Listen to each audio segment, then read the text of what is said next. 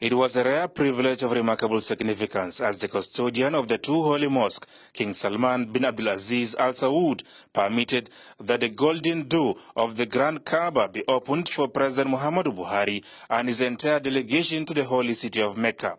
Consequently, the circumambulation of the Kaaba was virtually put on hold in the early hours of Friday as the Saudi security personnel created a barricade to allow the Nigerian leader and his team unfettered access to the Kaaba, considered as the center of the world and a replica of the House of Allah.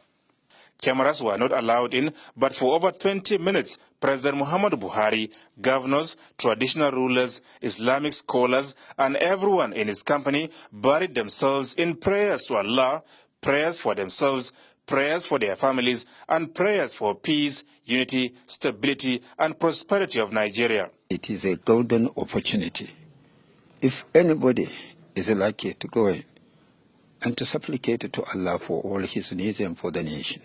It doesn't get any better. We were opportune to pray, not just in Kaaba, inside Kaaba. I mean, that goes a long way to show that the Almighty Allah has answered our prayers and that Nigeria will have this turnaround that we all clamor for. And I believe that Allah subhanahu wa ta'ala has acceded to all my requests and demands for the development, peace and progress of Nigeria and people who are patriotic and are desirous of the upliftment of Nigeria as a leading light in Africa and as a beacon of hope for all blacks.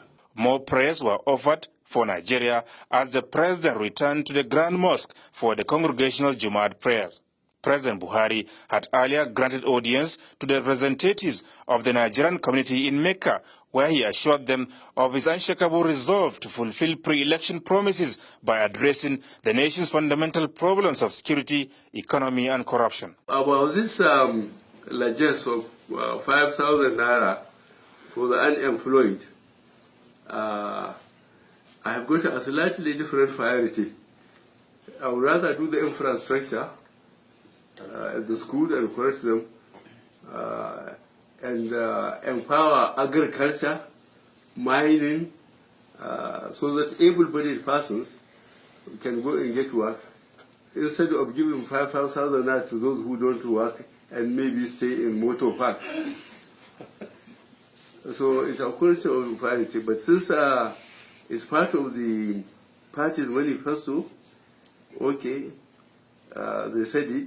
But I, in my campaign, and now I have never said it. Nobody can ever catch me that I have said this one. Some members of the presidential delegation speak of their impression on the president's diplomatic shuttles. We are not going to succeed alone as a nation. You need to partner.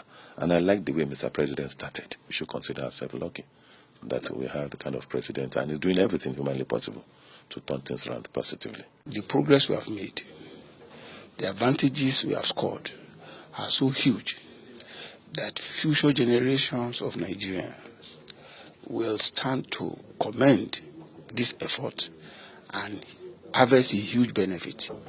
From Mecca, Saudi Arabia, Adamu Sambo, NTA News.